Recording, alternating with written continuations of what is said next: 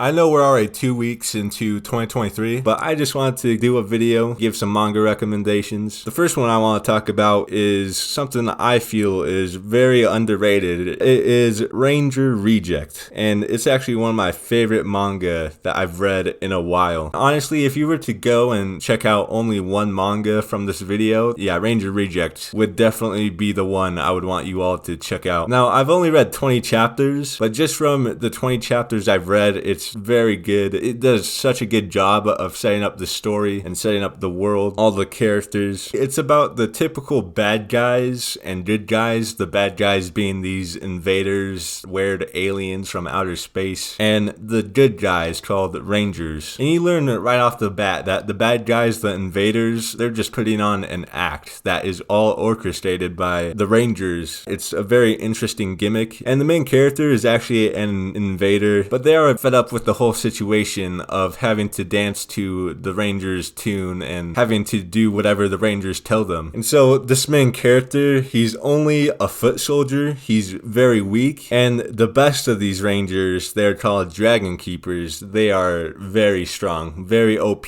So the main character, Foot Soldier D, has to find very interesting ways to work around, being weak, having to come up with clever schemes, which he does have one power, which is pretty good, and that is he's able to shapeshift. And so he goes undercover as a human trying to get into the Rangers to sabotage them. It really gives you right off the bat some morally gray characters, because when you take a look at the heroes or the Rangers, you have to really ask yourself, are these people really the good guys? Because they're taking advantage of the whole situation of the invaders, making them do things against their will, all to kind of benefit from it, to market stuff, to get people to buy things. And one of the first Rangers we see, the Red Ranger, he's a very twisted person, and you kind of get the idea that most of these Rangers are very twisted. And so the main character, Foot Soldier D, has to go up against all these people, all these Rangers, and by themselves, at least at the start, because everyone else is too scared to. Just seeing all that within, the first 20 chapters, I could definitely tell that the setup for this whole story, it's phenomenal. There's so many things that could be expanded on, and the main character, he actually meets two people that kind of help him, and they're both actually Rangers. One of them is this very emotionless character that has this more evil side to her. She's kind of the mastermind behind this foot soldier, or behind our main character, to kind of help him. And then there's another character, I don't remember his name exactly, but he sees the good in everything. He's, the glass half full type of character. And after he learns about the Rangers, what they actually are doing to these invaders, this guy wants to create peace between the invaders and, the Rangers, and get things to work out in a more peaceful way. And the greatest thing about this manga is that our main character, although he's dead set on trying to just kill off all these Rangers, completely dominate the world, typical villain stuff, he starts to see things through other people's perspectives. It definitely deserves a whole video in and of itself, just because it's that great. So yeah, you should definitely check it out. Now, another manga I found pretty interesting is called Bad Girl Exorcist Reina. The title, I'm not gonna lie, it sounds a bit weird, but if you're just looking for something that's kind of stupid but funny, but also has some creepy stuff thrown into it, you should definitely give this one a read. The whole comedy aspect of it plays off of one gag, and that might be a major turnoff to, a lot of people. But there's this girl, Reina. She seems very much like a delinquent. It turns out she's an exorcist, and she can see ghosts. She could beat them up. She could kind of talk to them, interact with them, while everyone around her can't really, can't do that. And the way Reina goes about exorcising these ghosts, or, getting rid of these ghosts, is by being mean to them and beating them up. Within the first chapter, we see her writing some stuff on a desk of another student, and she's able to actually drive the ghosts away that way. But the problem is that everyone around her thinks she's some very mean girl, a very mean delinquent. But we learn through Kokoro, another very important person in this manga, that Reina just doesn't really care about whatever people think about her, and so that's why she's acting the way she does, and why she doesn't really give any explanations. But yeah, I really like this, this more paranormal side to this manga, how it's kind of creepy and can go a bit towards the more horror aspect of things. If you're coming into this story to try and get scared and, finding something like Junji Ito. This manga definitely isn't that. I will say it does get a bit creepy though. Like, I think one of my favorite parts of this story is that there's this teacher, his name's Watanabe, and he's very scared of women. I think it's called like linophobia or something like that. And this all stems from when he was traumatized as a little kid. One bright sunny day, he was just sitting out in the sun, and he ends up seeing this woman. She's at first very tall. She's kind of hiding behind this gate. And when this woman goes to talk to Watanabe, the woman sort of just shrinks herself and makes herself seem, you know, more friendly than she is, and tells Watanabe to come with her up into the mountains and go play in the river. So Watanabe, being a kid, he follows her. One of the first things he sees when they're playing in the river is that this woman has some very long legs when she lifts up her skirt to stay dry. And Watanabe doesn't really think anything of this. He's, you know, sort of weirded out, but thinks nothing of it. But then this woman goes to grab Watanabe, and Watanabe sees that this woman's hand kind of stretches out, and he's like, this is definitely a bit weird. And then Watanabe takes off his shirt to wring it out, and he notices the woman's face changes and, you know, distorts into something very creepy. And that's when he definitely knows something's up and runs away. So yeah, overall, I'd say it's a stupid comedy manga. It's very enjoyable, at least to me. But later down the line, at least within the most recent chapters, it does get a bit more serious. And there's a few more characters besides just this Watanabe teacher guy, or, you know, Reina and Kokoro. There's definitely a few more characters that you might find interesting. And if you like some creepy stuff, then yeah, this isn't super creepy, but you should definitely still check it out. This next manga though, I was very hesitant to even put this in this video because it is just pure evil. It's called Aku no Kyouten, aka The Lessons of Evil. And I just want to give a warning right away that this manga definitely isn't for people who have a hard time with dark stuff. This manga gets very violent. It is short though, it only has like 34 chapters, but if you just want to see an absolutely sinister main character, this story definitely has that. So there's this teacher called Hasumi, and he seems like a sort of normal character,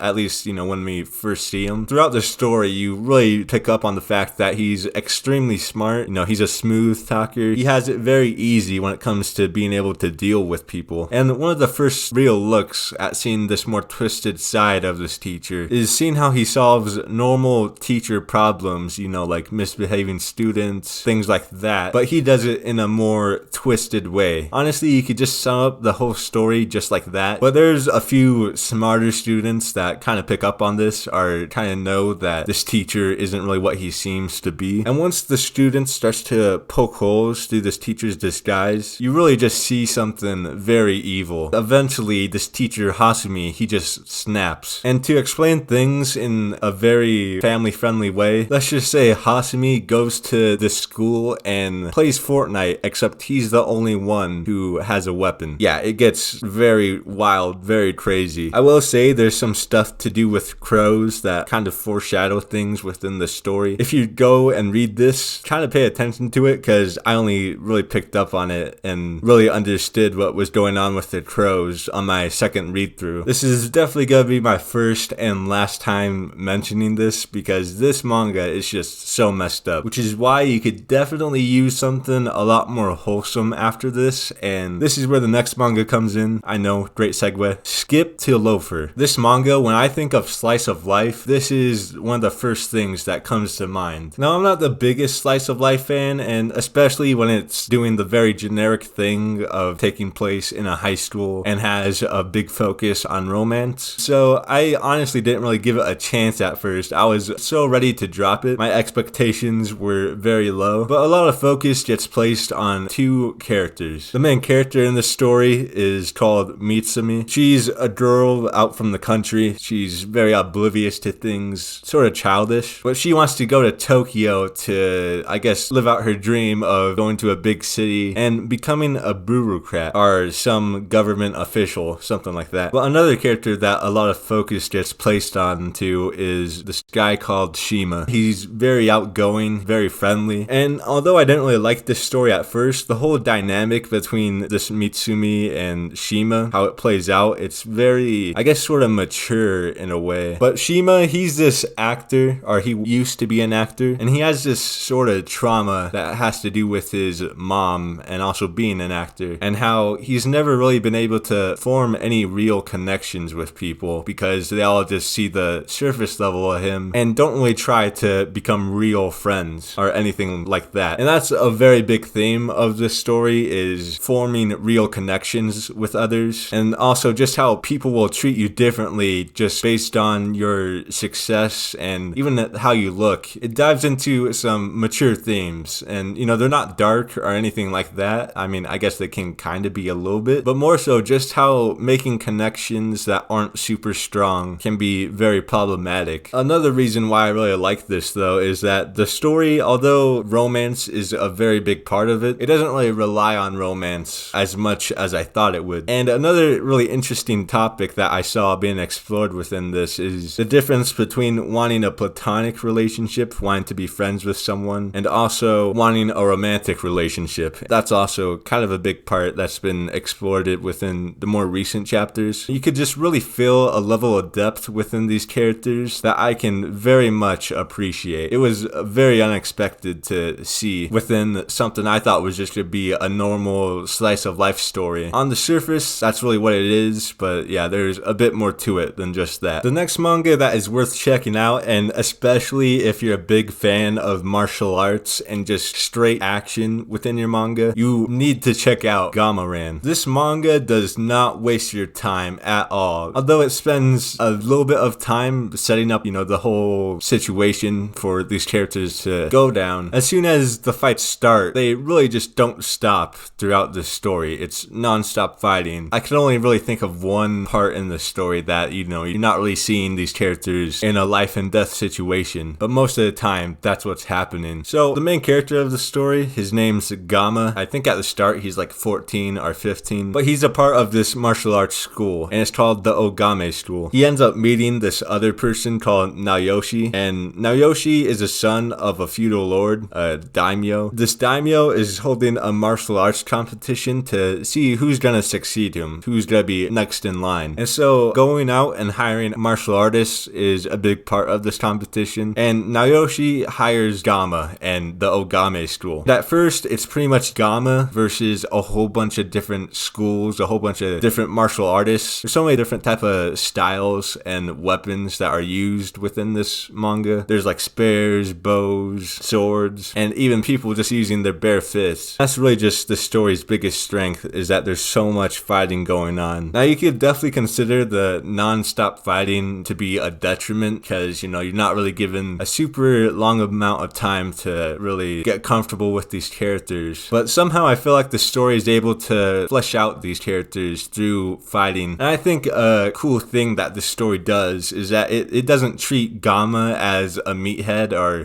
just some stupid person who's all brawn and no brains. He has to constantly be thinking to himself about how to win fights, how to, perform different techniques. And he's very talented at, just being a martial artist. At first, it seems like Gama is pretty much all alone in the Ogame School, but we also get introduced to some of Gama's fellow disciples. There's Iori, Shinojo, and Zenmaru. Let me just say, Iori is one of my favorite characters within this story. He gets stuff done, something that I feel like might not happen all that often within, action battle manga. He's just straight up raw and doesn't play around whatsoever. But we also learned that Gama's dad is really just the big bad within this manga. He's the big antagonist. Honestly, I'd say he's, well, maybe not the greatest antagonist ever. Some of the stuff that gets depicted through him is very interesting. Gama's dad is called Jinsuke, and so Jinsuke, he betrayed the Ogame School, and so you kind of see that Gama wants revenge on his dad. And what this Jinsuke guy brings to the table, what this antagonist brings to the table, is a very interesting clash of philosophies. But if you just want to read something that is very heavily focused on martial arts, and really that's the biggest thing that makes up the story, then this is a must read for you. Now the next manga I want to talk about is called Ragna Crimson. It's a dark fantasy, and really I just want to state my biggest problem with this series right off the bat, and that is the story tries so hard to make the main character Ragna as tragic as possible. Within the first chapter, it felt like it's being way too dramatic. From the stuff he experiences, it makes sense, but right off the start, it's sort of where weird thing to me, or at least it seemed kind of weird. But apart from that, those are really my only problems with the story, because it also focuses on action a whole lot. To summarize, like the first chapter, Ragna goes through some weird stuff and becomes very strong. So this whole story is about Ragna going around and killing dragons. And Ragna, as he's running around everywhere, he meets this other person called Crimson, and Crimson is also a dragon, except except he takes the form of a human. At first, I thought the story was just to be all about the, the generic looking dragons, but as the story goes on, the dragons transform into more human type of characters. The more human they look, the more powerful they are. But if you just want to look for some very insane and crazy fights that kind of have to do with magic, yeah, that's exactly what Ragna Crimson does. Moving on to the last manga I want to talk about is called Boku no Kokoro no Yabai Yatsu, aka The Dangers in My Heart. This is my favorite romance story that I've read in a long time. This story just focuses on these two middle schoolers, and the main character, they're called Ichikawa, and Ichikawa just really looks down on everyone else. He's sort of this edgelord, I guess that's the best way to explain him. But yeah, Ichikawa, he's an edgelord. He views everyone around him as stupid and sees everything as pointless. But although he's constantly thinking these things, in reality, he's just some quiet and shy kid who doesn't really talk much to anyone. And with the title at the start, I really thought this story was gonna be about murder and stuff like that, and especially when Ichikawa is sort of thinking to himself about murdering,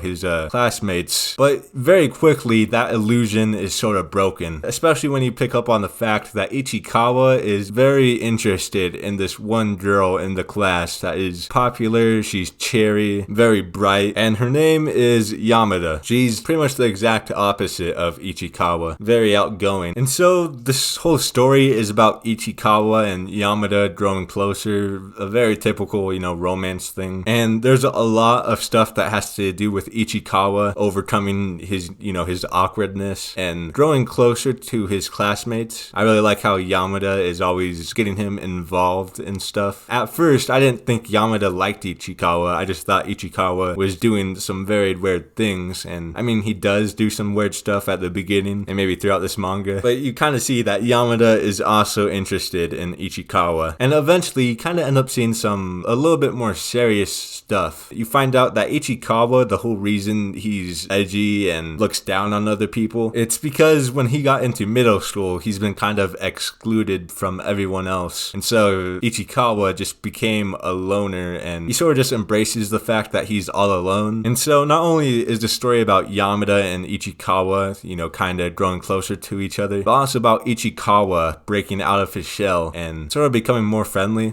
just being able to talk to his classmates normally and have more fun with them. And that's one aspect of the story that I really just came to love. Even though Ichikawa in the beginning, he's very weird, very dark and edgy, you really just see that throughout this whole story, he's ultimately this kind guy. He does some kind of nice things. And I guess that's really what made Yamada interested in him at first. Even though The Dangers in My Heart kind of sounds like a more edgy title, this is definitely one of the most wholesome mangas out of this video. A very strong competitor with Skip to Loafer. If you have any recommendations, of course leave them in the comments, because I'm always on the lookout to read some new manga. So yeah, I'd just like to say thanks for watching. See you in the next one. If you like any of these manga, go check them out. Go give them a shot. And peace.